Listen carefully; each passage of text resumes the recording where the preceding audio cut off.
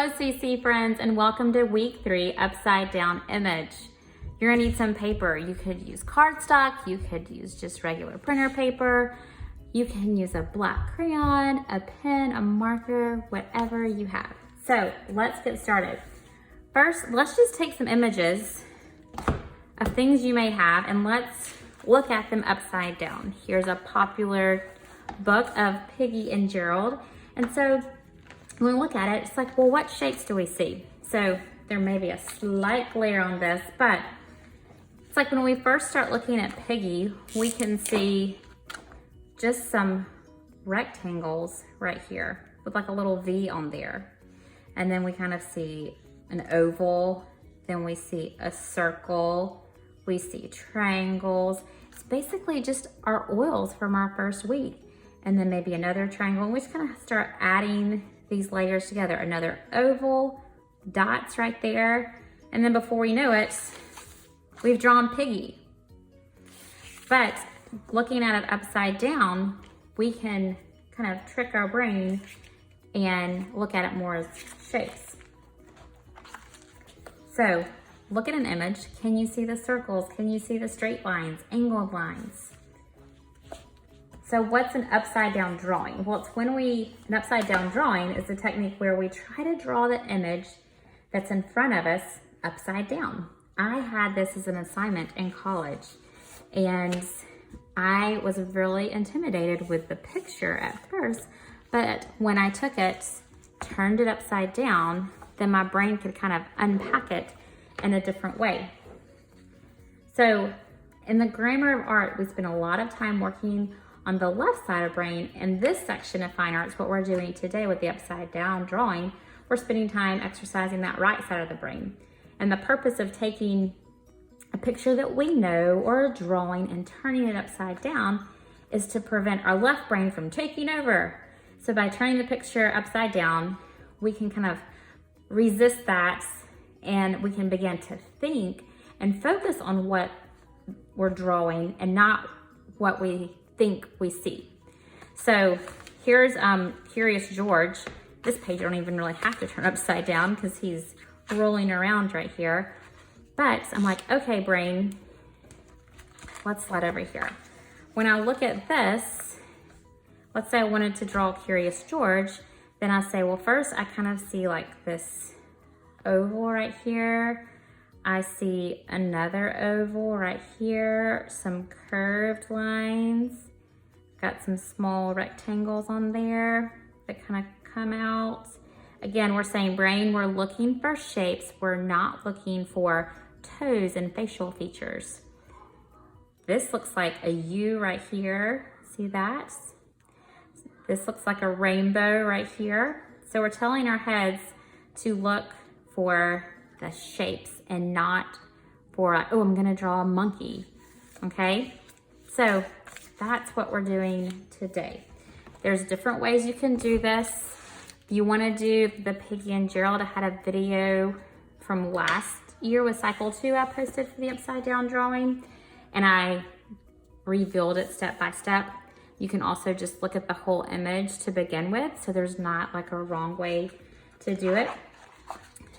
So let's get started. Grab your sheet of paper. We're going to do a hot cup of tea because in our history sentence this week for week 3, it is about the British East India Tea Company. They shipped over a big shipment. It was sitting in Boston Harbor, and some colonists disguised as Mohawks dumped the tea right into the Boston Harbor. So it's like, let's do a cup of tea. And there's mornings here where it's kind of starting to give me a hint that fall is coming. And so I thought, let's do a little cup of tea. So, but we're gonna tell our brains, nope, we're just looking at shapes and lines right now. So I'm gonna just look here. We've got a slight curved line, another slight curved line, and I see that those two lines are connected on the outside here, like so. So I'm just gonna do the big shapes, and then we can start focusing on the smaller shapes. Just like if some of those books that we just looked at, I looked at the big things, and then you can go in and add the smaller things. Okay, so do you see how we're just gonna focus on doing these big shapes? We're not going to get into this V with a line through it, or these 3 lines with a long line. We're not gonna get into the details of the word T right there, because we're gonna draw this upside down in a minute. But let's go ahead. So I'm gonna use a Sharpie. It helps, it shows up really good in the video, but don't feel like you have to do that, okay? All right, so I see this slight curved line and it doesn't go all the way to the edge of the paper. So I'm gonna come here and I'm gonna do a slight curved line like that. I saw that this other curved line is a little bit further out. So these curved lines, I'm gonna come down, spread my fingers out. I'm gonna do a dot and a dot. And I see that these are curved as well. Kind of that same curve with what we have right there. And then I'm going to connect these with another slight curve. Wow, that's a noisy marker.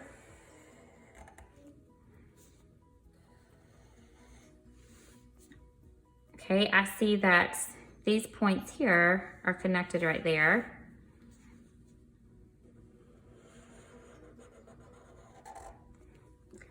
And parallel to this line is another line, but it doesn't touch the corners. So I'm going to do a line that's parallel. Oh, there's a math term jumping in there with our art here. And then I see another parallel line. There's more space here at the bottom than there is at this top one. This marker is a little sad, I think. I couldn't find my brand new one. Okay, now we've got that. I see a rectangle right here that's at the corner of the line. It's not completely straight, it's got a little bit of movement to it. So let's draw that on there.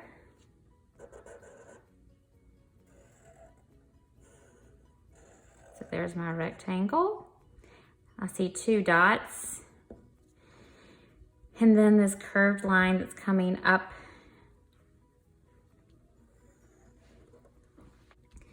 All right, and then we've got, it looks like letter C's right here. Can you see that? Okay, so let's do our one on the outside. And then we're gonna do one on the inside, and we're staying similar distance apart. Okay? Now I'm looking here and I see these 2 angled lines right here that are connected with a line in between. I see 3 parallel lines connected with a line. And then I see a line on the bottom and a line coming up to the top. Then behind all of this, I see a line that's going through, jumping over, and coming through to the other side. All right, now when it gets time to do the coloring, I'm just gonna flip it around and we can look at it. My teacup looks a little crooked right there, but you know what? Sometimes that happens. Okay, so I drew this several times, and as long as we're following the basic lines, like, there's going to be differences and it's going to look different each time that I do it, each time that you do it. So just practice again. This size sheet, I just took this 2 times and folded it and then tore these just to have smaller sheets, and then it was quicker for me to color. So if you want to color it, you can, or grab another sheet and see if you can do it right side up or flip it upside down again, or grab a book.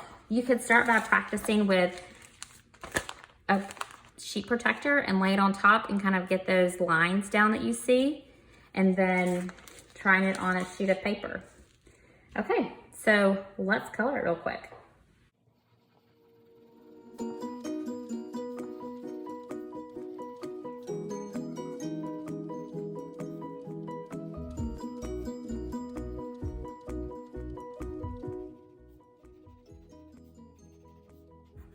I'm pressing down really hard right now to kind of give it this border, and then I'm gonna use a light hand in between.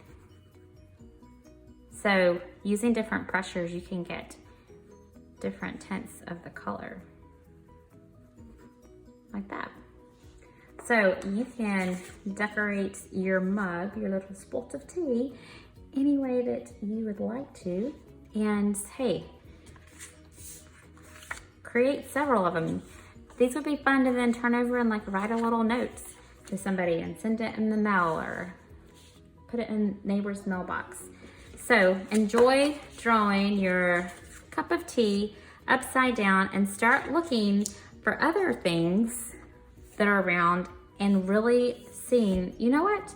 If I just look at the basic shapes and don't let my left brain take over, but let's exercise our right brain, then maybe I could do this. I see a circle, I see another circle, I see an oval. So you've got this. Have fun creating beauty.